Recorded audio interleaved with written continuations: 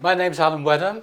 Hello. I've been asked to give this presentation by the Eastbourne Society.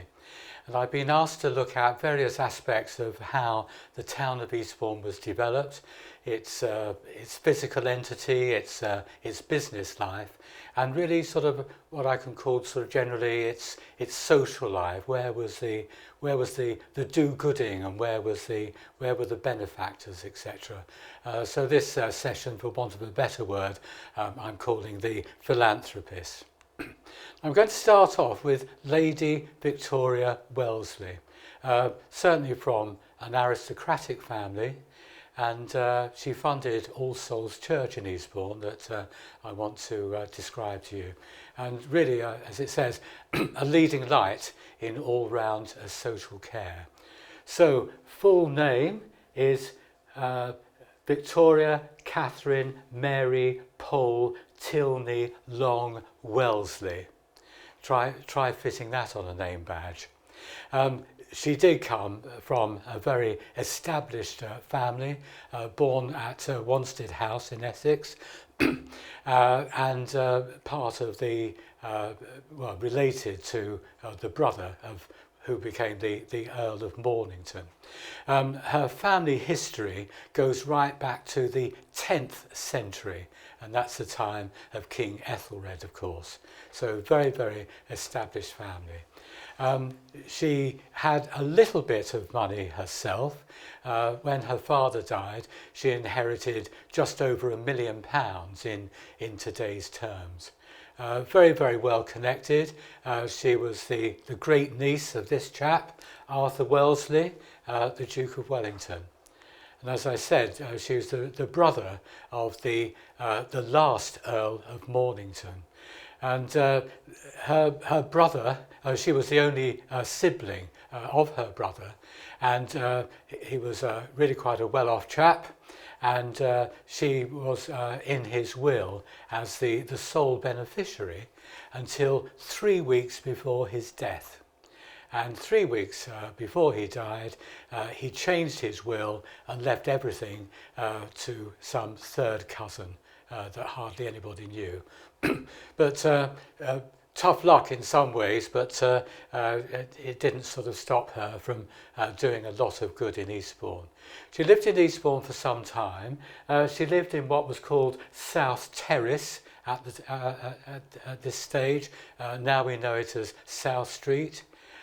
She lived at Cornfield Terrace, a lovely old picture of Cornfield Terrace here.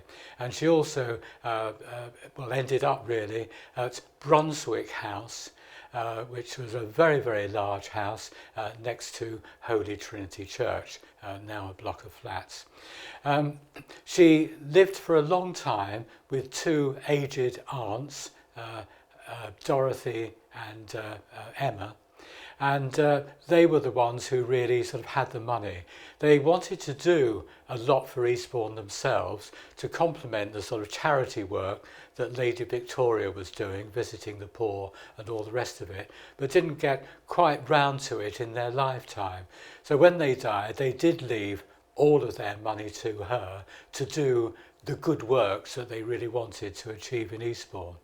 And Lady Victoria really embarked on this project. This, of course, is All Souls Church in Susan's Road, built by James Peerless on the Marsh in Eastbourne. And because of her connections, she was actually a friend of the Duke of Devonshire, and actually persuaded him to donate an acre of land in the Marsh free of charge for this church to be built. And apart from its sort of really unusual architecture, it does have a lot of other things about it. It was built in just a year, and it was in the middle of an area that was rapidly being developed for the labouring classes, for want of a better word, the Tideswell Road, Longston Road area. And the 1880s was a time of particular difficulty, a lot of economic stress, very, very high unemployment, and there's certainly sort of actual evidence of some starvation in the eastern end of town. So All Souls was really sort of designed from the outset as a church plus, and really it was sort of a church that catered in every conceivable way for the needs of its own community. So it operated a school for local children, eventually that turned into Bourne School. It had its own kitchen serving 2,000 penny dinners a week to keep people sustained, had a reading room and library for the improvement of the working man. Penny concerts were introduced really to keep people out of the pubs. A youth institute, really quite revolutionary at the time, a youth institute, a young person's club to keep them on the straight and narrow.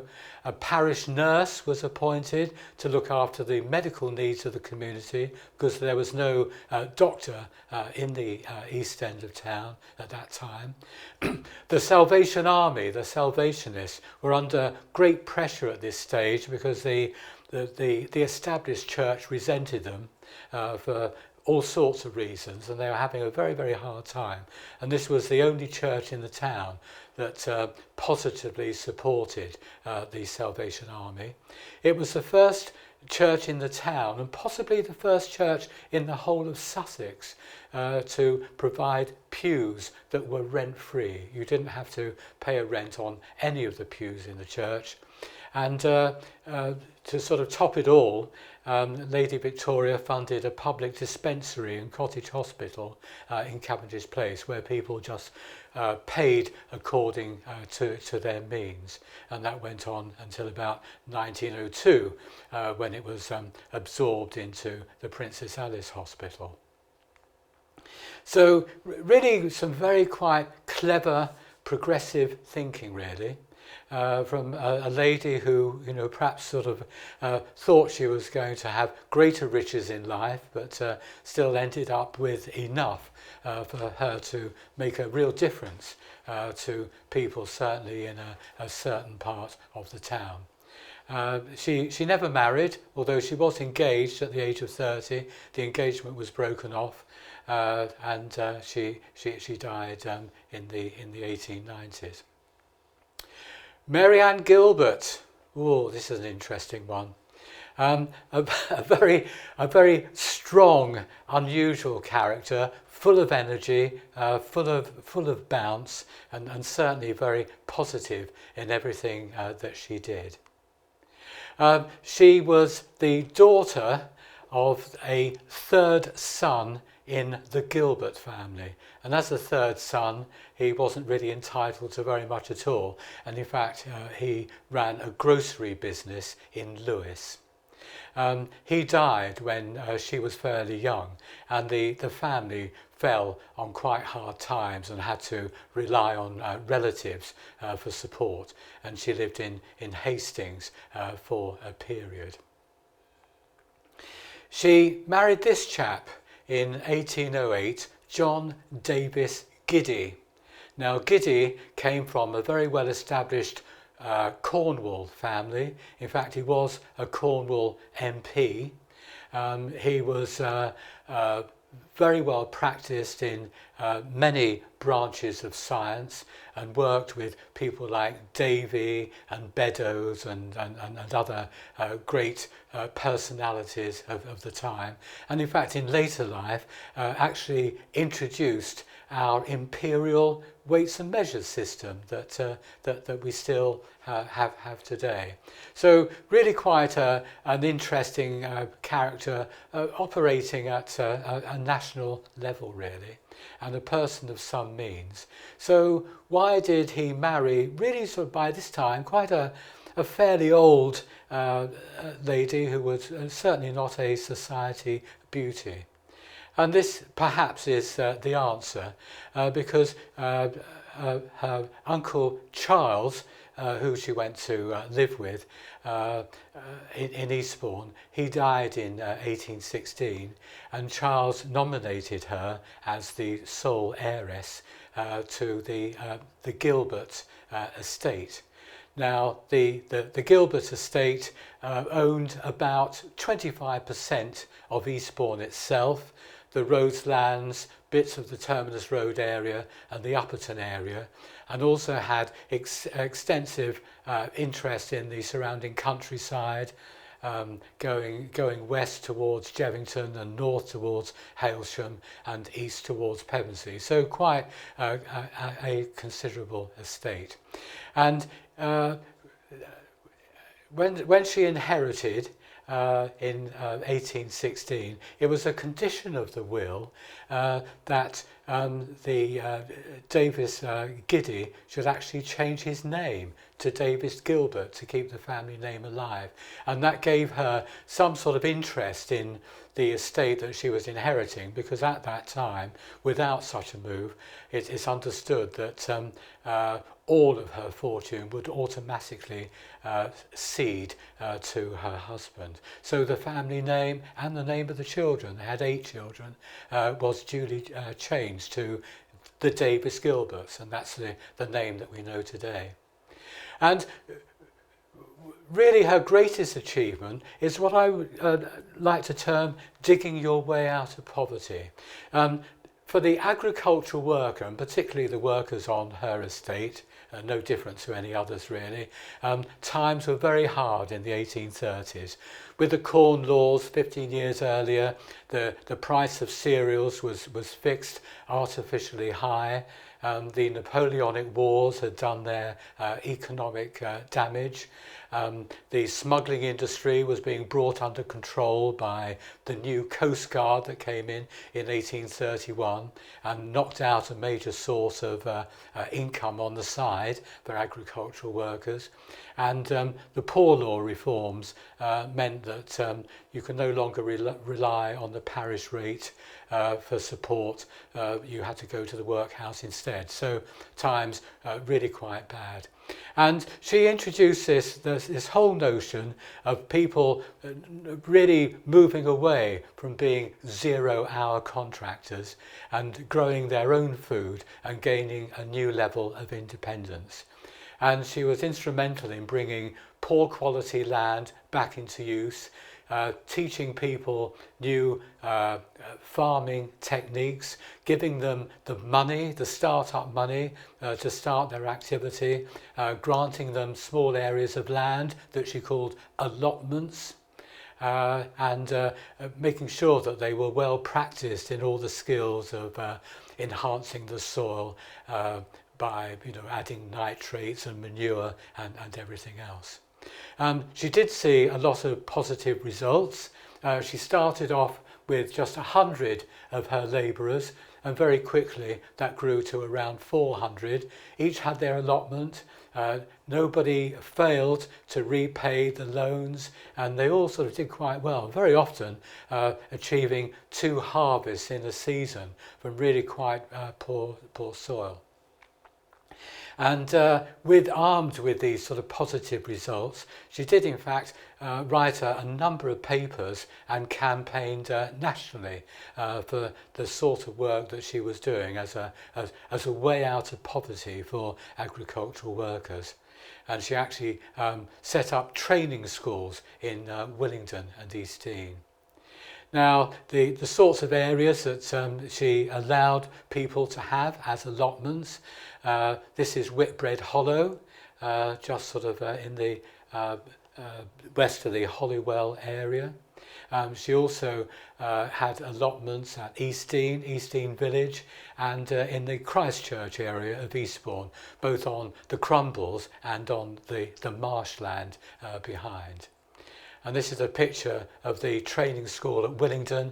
She had others, I think, at Jevington and at Pevensey as well. And the whole idea really was to have the children of the agricultural workers going to school free and having normal lessons in the morning, and then in the afternoon being trained in animal husbandry and good land management, etc., so that the whole idea would be carried on.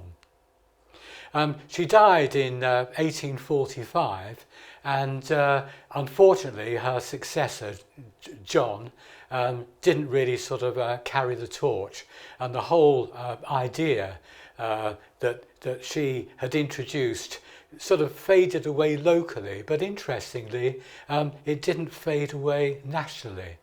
And the concept of allotments gradually began to find favour, even though a lot of farmers were against it because they didn't want their agricultural workers to have independence and a full sense of their real worth, because they just wanted to have cheap 0-hour contractors. And certainly her husband, John Davis Gilbert, was one of those who opposed her. So I think there might have been a few arguments in the household. But she did prevail. She made presentations, or sort of had presentations available to a number of learned national societies on the work that she had done, but she wasn't able to deliver them herself. The rules at the time were that a woman could not address these learned societies, and it was her own farm steward who had to read out the papers on her behalf. How interesting. Charles Jewell, multi-millionaire. He made his fortune along with his brother in Argentina in cereals and beef farming, and the estates that he owned were about the size of a small English county.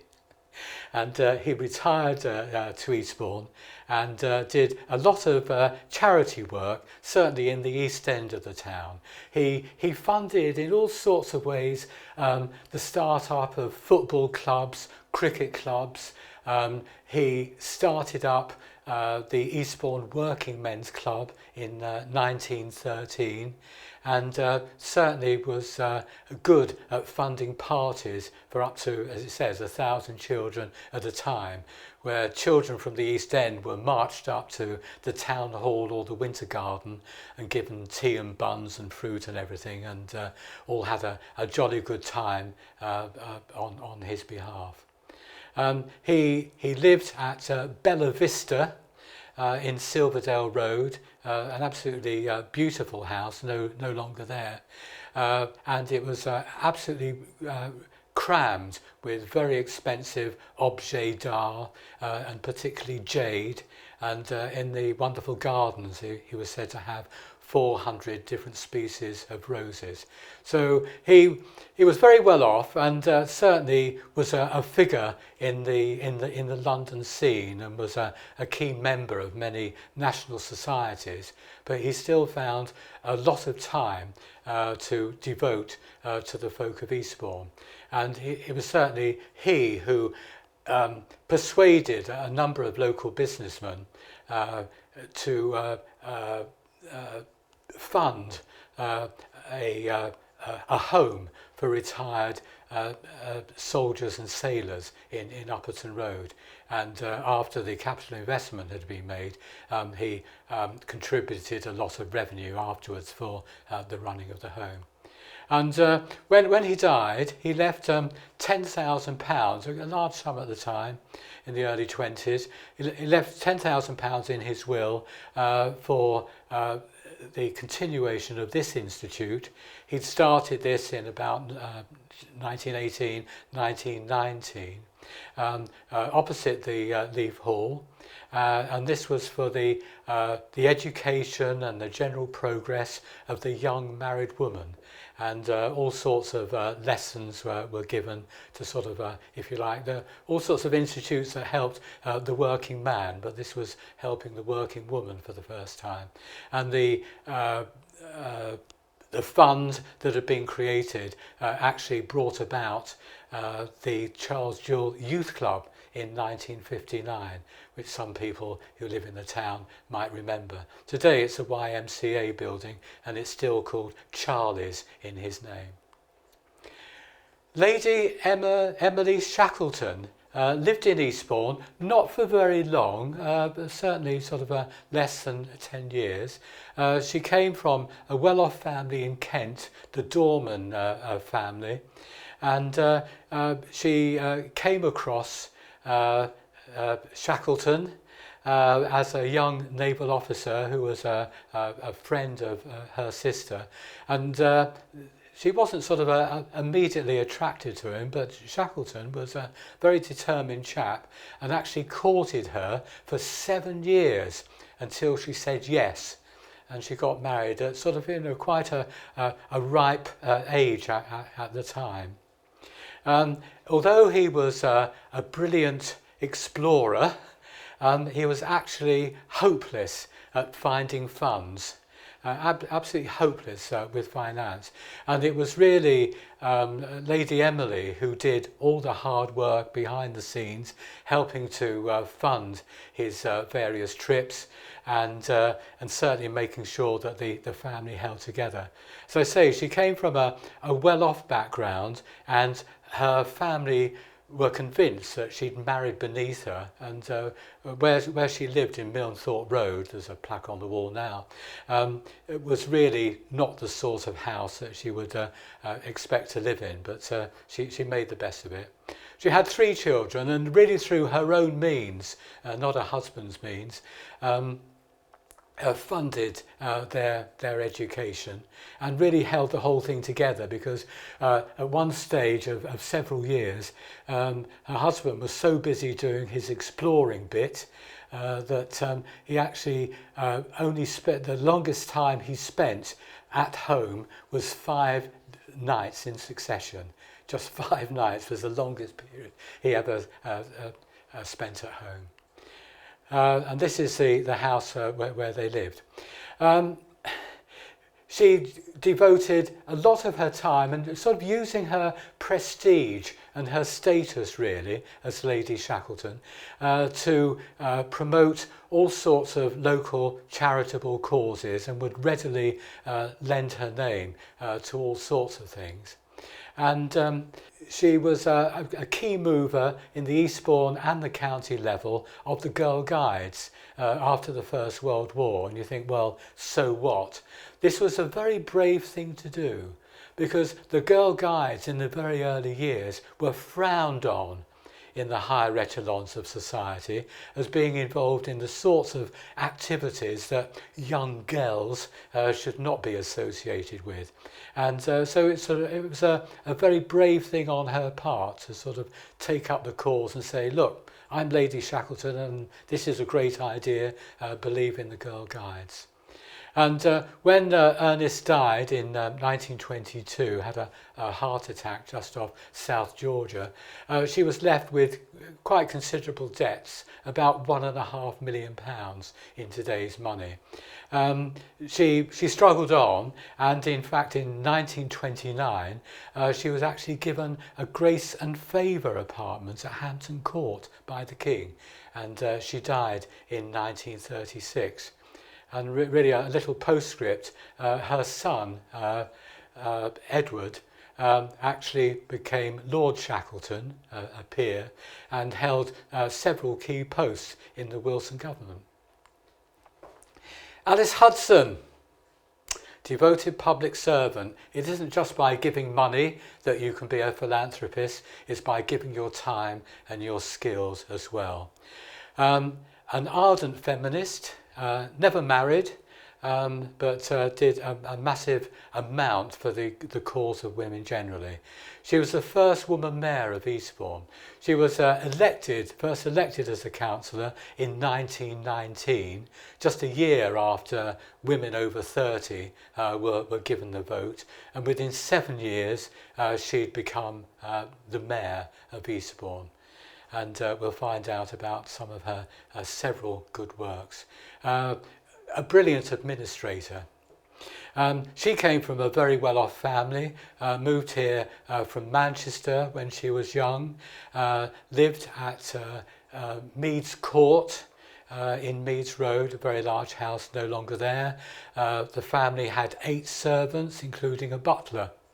And when her mother died, she was responsible really for looking after her father.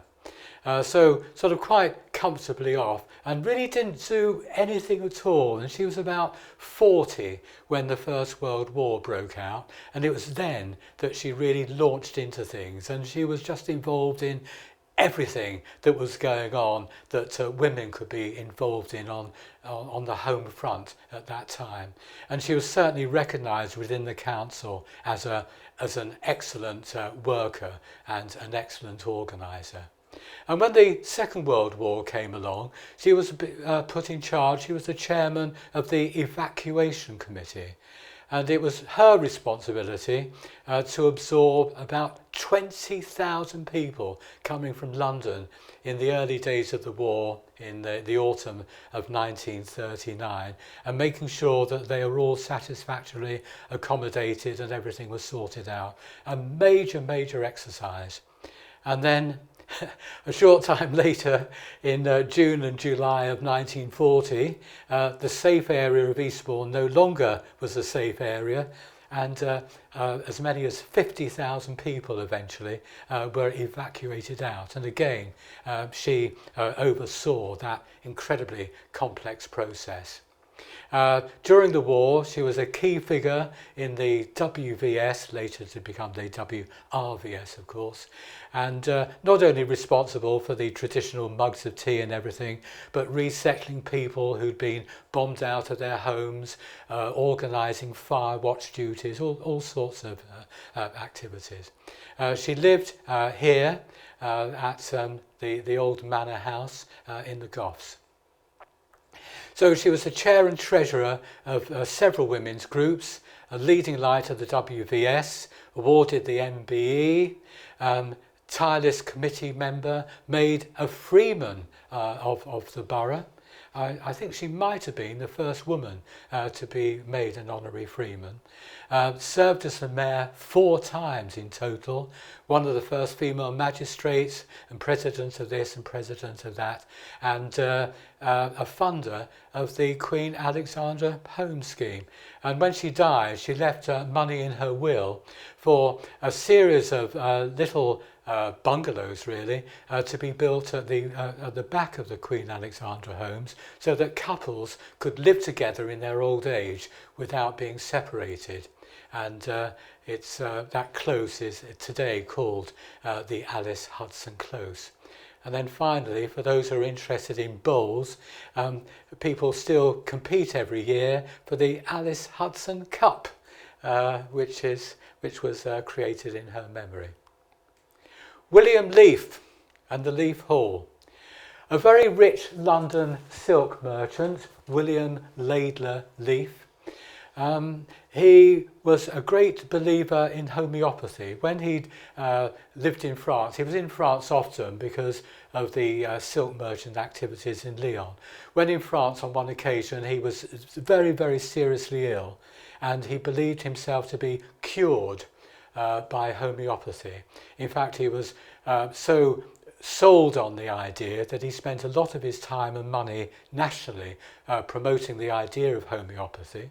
His main house was in South London at Streatham, and in fact he built in his grounds the first free homeopathic hospital in the country to provide for the local populace. He came to Eastbourne quite a bit. He had a little summer house here, and here you can see it in this photograph. And this, of course, was a major part of the Claremont Hotel that unfortunately burnt down recently. So this was a little summer place opposite where the pier was going to be built, and he spent time here with his wife and his 11 children. He was so disturbed by the state of the East End of Eastbourne in the early 1860s, with all the poverty and the drunkenness and all the rest of it. He decided to do something about it. And as a personal friend of the Duke of Devonshire, he persuaded the Duke to donate a piece of land that was at beachside at the time, and to build this working men's hall, and that's what it was called. It wasn't called the Leaf Hall until after he died, and this was for the advancement of the working man, with its coffee bar and sarsaparilla bar to keep them out of the pubs, with lecture rooms and reading rooms and meeting rooms, etc. And really it was the first substantial public hall in Eastbourne, and was used for all sorts of community purposes, including a food bank in the 1880s when times got really tough. And after he died in 1865, two of his daughters actually built behind the Leaf Hall a homeopathic hospital, which provided services free to the local community. And the trust that created it, of course, went on in the early 1930s to build the Leaf Hospital at the top of St Anne's Road. Albert Hunson. Albert was the son of John Hunson. John Hunson was a tough nut. He was a prize fighter and often very drunk.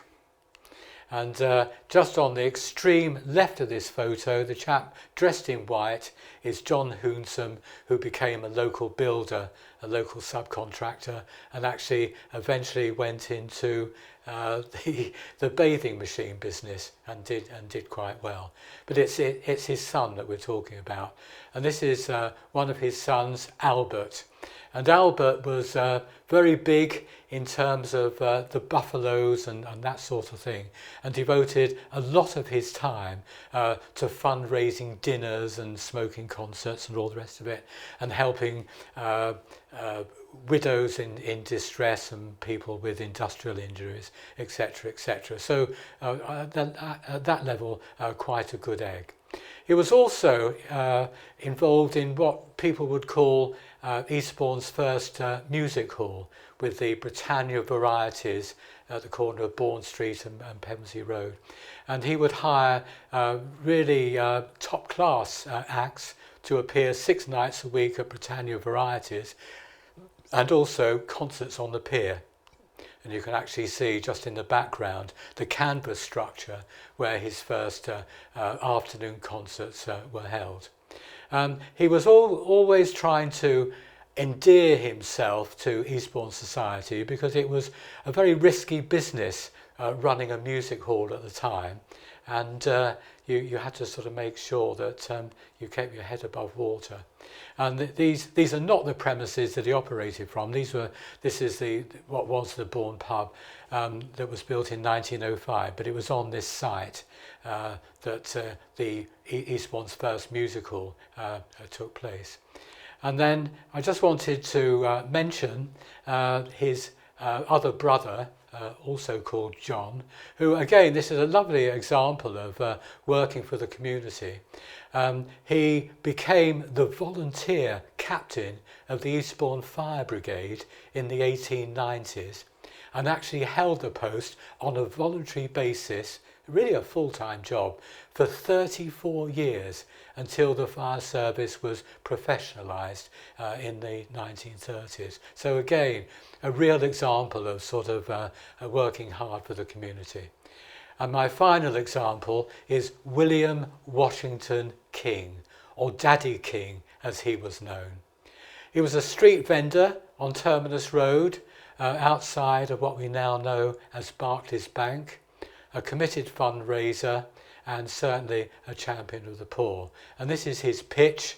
Is where that awning is on the right hand side, that little inlet there. And he used to be there for certainly every day for more than 30 years, selling matches and bootlaces and things. Always had a good word for the children, would give them quiz sheets on a Saturday morning, and when they came back with the right answers, hopefully the following Saturday, they would get a bag of sweets. He spent most of his money giving it away to others. It might be penniless widows, it might be again people with the terrible illnesses and other tragedies of life. But his real speciality was giving treats to large numbers of children. And again, he would fund 1,000 children to have a big party at the Winter Garden, or go on a charabanc trip to Pevensey Castle, etc. In fact, his work was so sort of well thought of that in many pubs and clubs in Eastbourne, they used to have a big bowl on the counter that they called the King's Cup. And people, patrons of the bars and the clubs, would actually put money into the King's Cup to help with his fundraising. And he was actually featured in 1936 on BBC Radio as a marvellous example of selfless working for others. He died in 1938, and his funeral was at Holy Trinity Church in Trinity Trees, and the local paper estimates that 6,000 people turned out for his funeral. What a guy. Thank you very much.